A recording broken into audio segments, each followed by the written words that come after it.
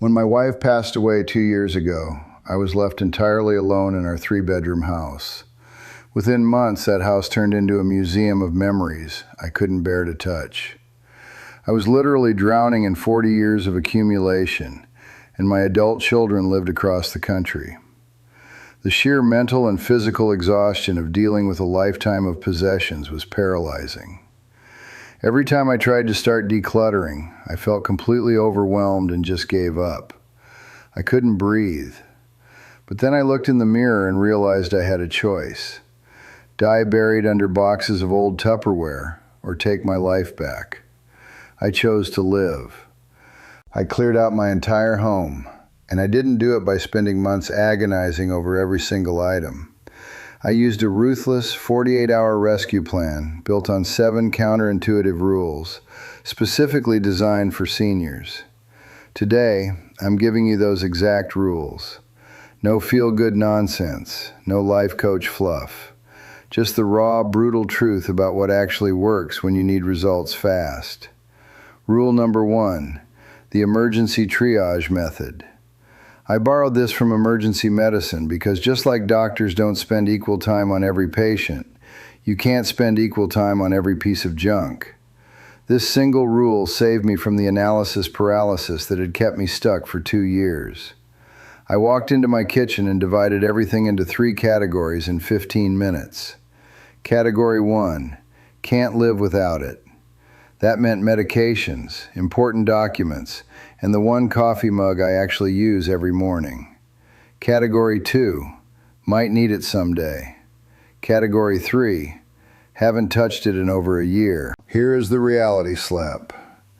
You treat Category 2 exactly like Category 3. That might need it someday mentality is just fear talking, and fear will keep you surrounded by clutter until they carry you out in a pine box.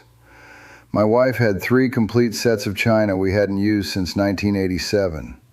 I had 23 coffee mugs but only drink tea, and enough kitchen gadgets to stock a restaurant. The triage was merciless. I kept 2 mugs, donated the china, and trashed 90% of the gadgets, including a bread maker we used exactly twice in 10 years. Go to your kitchen right now. Find 1 appliance you haven't touched in a year, and put it in a donation box today. What is your biggest might need it someday category that is taking over your space? Tell me in the comments down below. Rule number 2, the 10-minute energy limit. Have you ever stared at a room full of clutter, thought it was impossible, and just turned around and left? Trying to tackle everything at once is the fastest way to give up before you even begin. Here is the unvarnished truth about aging. Seniors only have about 10 minutes of emotional decision-making energy before mental fatigue sets in. After that threshold, you start keeping everything because deciding becomes too mentally exhausting to handle. We don't have the stamina for physical cleaning marathons, so I set a timer for exactly 10 minutes per specific area. 1 closet shelf, 1 kitchen drawer. In 10 minutes, you simply cannot overthink decisions.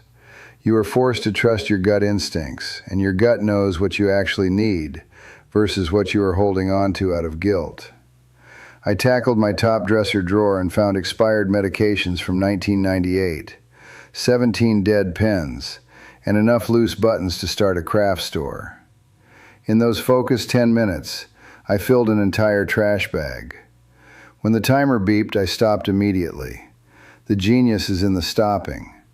By ending while you still have energy, you actually look forward to the next session instead of dreading it. Set a timer on your phone for 10 minutes. Pick a single junk drawer and declutter as fast as you can. When it beeps, you stop. What is the first spot you will tackle in your 10-minute sprint? Drop it in the comments. Rule number 3, the brutal stranger test. I used to look at stacks of sentimental garbage and freeze. Then I started asking 1 question about every item. Would a complete stranger understand why I kept this, or would they think I was a hoarder? This mental shift changed everything, because it completely removed the personal emotional charge from the objects. When you imagine a stranger making decisions about your stuff, You suddenly see it with crystal clarity, instead of through a fog of guilt and nostalgia. I had over 300 books I was never going to read again. Romance novels, outdated computer manuals, diet books from the 1980s. Keeping books you will never reread is just hoarding with an educational excuse attached. I had 23 photo albums filled with blurry vacation photos and pictures of people I couldn't even identify. A stranger would see that as pure junk. I condensed 23 albums down to 3 that actually told my story. A stranger would toss a stack of magazines from 2003 into the recycling without a second thought. Walk over to your bookshelf or your filing cabinet. Pick up something you haven't opened in a decade. If a stranger would toss it, you toss it today. What is the one category of items you hold on to that would make absolutely no sense to a stranger? Tell me in the comments. Rule number 4, the replacement reality check. This is for the ultimate hoarding excuse. What if I need this someday and can't replace it? I developed 3 brutal questions for this. First, if I needed this exact item tomorrow, could I realistically get another one? Second, what would it actually cost me to replace it in today's market? Third, in the last 5 years, how many times have I actually needed this specific item for anything important? I had 12 rusted screwdrivers scattered through various junk drawers. Could I get one? Yes, at any hardware store. Cost to replace? Under $15. Times I used more than one screwdriver in 5 years? Exactly 0. I had dining room chairs stored in the basement just in case I hosted a big dinner party. I hadn't hosted more than 4 people in 8 years, and if I did, I could rent chairs for less than the annual cost of storing them. Holding on to everything just in case is costing you more than occasionally replacing something would. You are paying the hidden costs of storage space, mental stress, and living in chaos for the theoretical savings of not having to buy a $5 replacement item once a decade. The math simply does not make sense. Go find one tool, kitchen gadget, or random cord you are keeping just in case. If it costs under $20 to replace, throw it in the trash today. What item are you holding on to that you could replace for under $20? Share it in the comments. Rule number 5, the 3-second decision rule. You pick up an old sweater you haven't worn in years. As soon as you think about tossing it, the doubts creep in. It was a gift, or I'd feel bad getting rid of it. If it takes you longer than 3 seconds to decide whether to keep something, it probably needs to go. If you hesitate, it means you don't really need it. We keep so much crap strictly out of guilt. Maybe it cost a lot of money, or maybe you think you should keep it. But a gift served its purpose the moment it made you happy. You do not have to keep it forever. Keeping something you never use will not magically bring back the money you spent on it. If it is not adding value to your life, it is just taking up space. Guilt is not a valid reason to hold on to a physical object. Stop being a prisoner to other people's money. Open your closet. Grab one piece of clothing that has been sitting around forever and hold it for 3 seconds. If you hesitate, let it go immediately. What was the hardest thing for you to let go of because of pure guilt?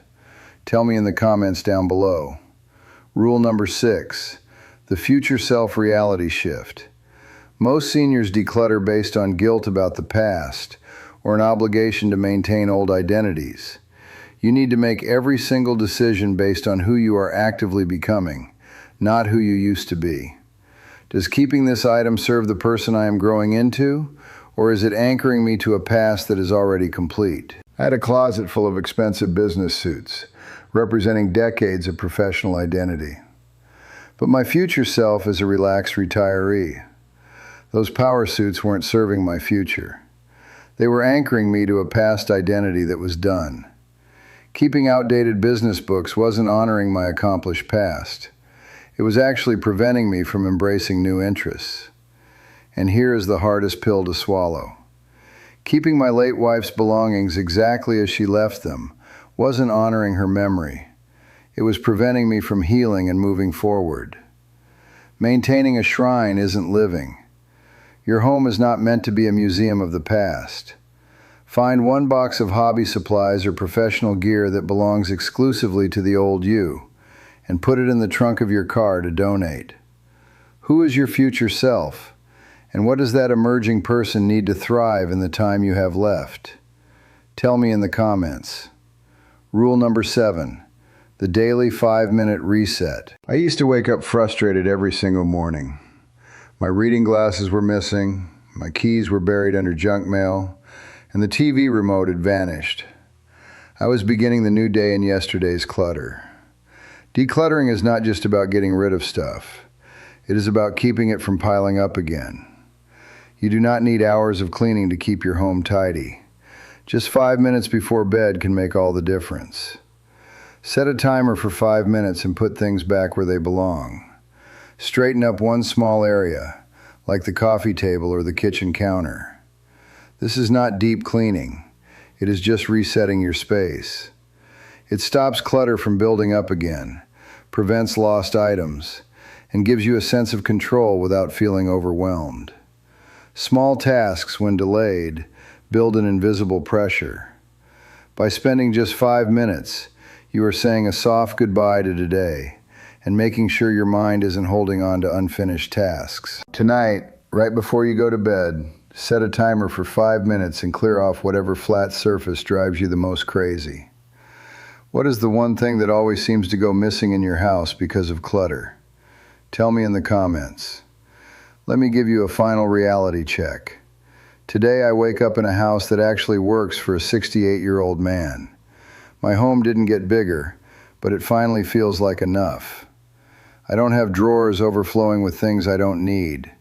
I can finally sit in my living room without clutter everywhere. I wake up feeling free instead of overwhelmed. Memories are not stored in cardboard boxes. They are in your heart. Your home is the place where you live whatever time you have left.